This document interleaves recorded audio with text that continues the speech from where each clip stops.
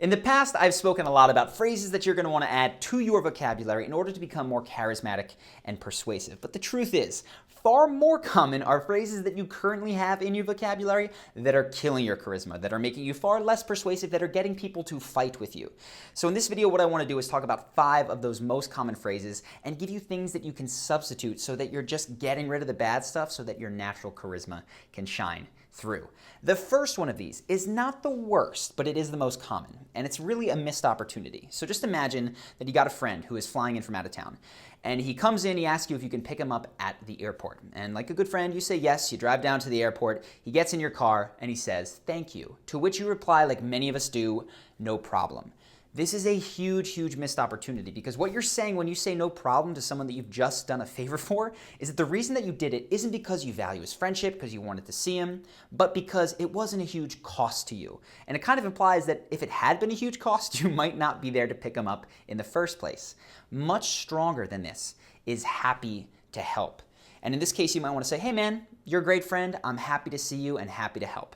If you do this, you are building this around the relationship that you have and not just insisting, "Well, I'm only here because I was in the area." Now, are there situations in your life where you hold the door for a stranger, they say thank you, and you might say no problem? Sure, not a big deal. This is more for those times when you genuinely do a favor, you don't want to cut it down, you want to use it as a chance to really reinforce the relationship that you have. The second one, now this is one that actually inspired this video. I heard this and I cringed and I went, I have to make a video on phrases that are ruining your charisma. I was at a restaurant just picking up food and there was a guy in there that was speaking to a waiter and I heard it on my way out. He said, "You screwed up my bill." And I walked out and I just grated. One, because it bothers me when people speak to waiter in a different way that they might speak to which is someone who's just not a waiter, that they don't have that power over. But that phrase in and of itself is immediately casting blame. When you say "you messed up" or "you screwed up," you are going to get that person to dig in their heels and fight you because what you're implying is that they are somehow wrong. Now, this waiter has no power in this dynamic because it's so asymmetrical, he did go along with it. But if you do this in your life, you're just inviting resistance. Much more powerful is to say something like this: "Hey, I think there may be a mistake on my bill. Can you help me figure it out?" Now, this is powerful for 2 reasons. The first reason is that you're using the passive voice. You're not trying to say that he did it. And in fact, he might not have made the mistake. It could have been the cashier. And there's also been times, I know in my life and probably in yours, where you've been certain that somebody screwed something up, you checked it 3 times, you showed it to them, and then they pointed out how you were wrong in the first place and you just look like an idiot. So by saying, "I think there may be a mistake," you're not focusing on who's to blame, you're just focusing on, "I want to fix this." And then that second part, "Could you please help me figure this out? Could you please help me get to the bottom of this?" That puts you on the same team and actually sets up a goal. You mess this up, there's no way to respond to that other than going, "Okay," and just feeling bad about yourself. When you say, "Can you help me get to the bottom of this?" now you're both trying to correct the mistake, you're moving in the right direction, and you're not going to face as much resistance. So substitute that one in. The third one, this is one that I do all the time, and it's the preemptive disqualification. This is the person who starts a speech off by going, "Haven't had a ton of time to prepare this, so here we go." Or the person who tells a story and says, "I know this isn't something you're really interested in, but," and then they tell the story. Or in my case, right before I'm about to sing a song, because it's something that I've been practicing, I say, "I'm not that talented, but here goes." A lot of times, when there's something that's ambiguous, a story that's okay, a song that is sung okay, what people are going to decide or use to decide if it's good or bad is the frame that is put around it. And when you frame it as, "This is not interesting, I haven't spent a lot of time on this, I'm not talented," you are telling people to interpret everything that comes after this as not very good. If you just keep your mouth shut, tell the story, give the speech, sing the song, you're at least not putting any frame. And in fact, you can actually do yourself a big favor by putting a positive, honest frame on there in advance. Now, you might not think that you're the most talented, but you can still say, "Hey, this is a topic that is really timely," or "a topic that might interest you," or "This is a song that I think you'll recognize."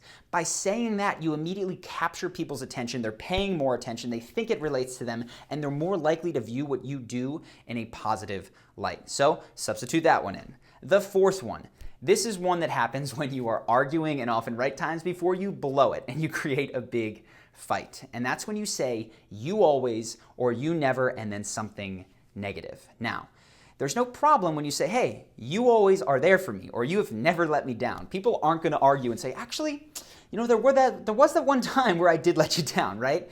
It's when you followed up with something negative. It's almost always the case in the world that it's not always, it's not never. There's some shade of sometimes going on. And when you say you always do this, not only is that person on the back foot, but now they are correct and you are incorrect because you've just stated something that isn't factually true most of the time. Much better when you feel like someone has done something to upset you and you feel like they always do it, you feel like they never do it, is to say, when you blank, I feel blank. So you might say, when you say that my writing isn't very good, I feel like I shouldn't continue to pursue my dream of being an author. When you say that I'm not good at singing, it makes me feel like you don't really value our friendship. Whatever it is that is occurring, and then how you feel. This is something that can't be disputed because they just did that thing, and you're saying when this happens, and then your feeling, again, is not something that's up for dispute. You can feel however you want. So you're at least starting this discussion from a place of honesty and truth, and then you can work on behavior change rather than getting into an argument. We have another video on how to actually win arguments, which I will link to in one of these corners and in the description if you want to go ahead and check that out. The last one. This is one, again, I've done it in the past, and I'm on the receiving end of this a lot more often these days. It occurs typically in emails, and it's when you sign off with something like, I'd love to pick your brain about this, or I'd love to ask you a bunch of questions, or even thank you in advance. When you sign off, I just want you to look at your emails where you're asking for something for people and ask yourself, is the final thing that you say an ask, you're trying to get something from them, a give, you're completely saying I'd like to offer you something, or some kind of a trade? A lot of times you'll find that it's a complete ask. And I get it, I've done this, right? You're halfway there, you're reaching out to a mentor, someone that you'd like to connect with, and you really just would like to learn from them. So you're saying, I'd love to learn from you. Unfortunately, if you're reaching out to mentors, oftentimes there's a lot of other people doing that. So their time becomes limited and they can't say yes to everybody. In my case, I have found, though, that I do say yes to some people. In fact, there were 2 people that I spoke to who are fans yesterday. Shout out, Winnie. We had formed a relationship via email. He asked me if we could speak for 30 minutes, and we did. And Homan, who I hope I'm saying your name right, Homan, from Switzerland, he came in and he sent me an email saying that he really loved the channel. And at the bottom of it, he said, I'm a data analyst, and I would love to see if I could help you by analyzing some of your YouTube data to give you insights on how you might do better in making your videos perform well. That immediately caught my attention, and we spoke, I think, the day after I saw the email. So for you, before you send that email off, check the last line, see if it's an ask, a trade, or a give, and find out if there's some way that you can shift it towards a give. Right? It might not be immediately obvious at first, but you do have things to give, and if you don't develop that skill, I will say here one quick tip on this, I can do more on how to email people, is to be specific. I've had plenty of super well-intentioned people, and I've been here myself, reach out and say, I'm hardworking, I'll do anything, and that actually to the person receiving it becomes work, because now they have to figure out how can I fit this person in, and then it's just too much and it doesn't wind up happening.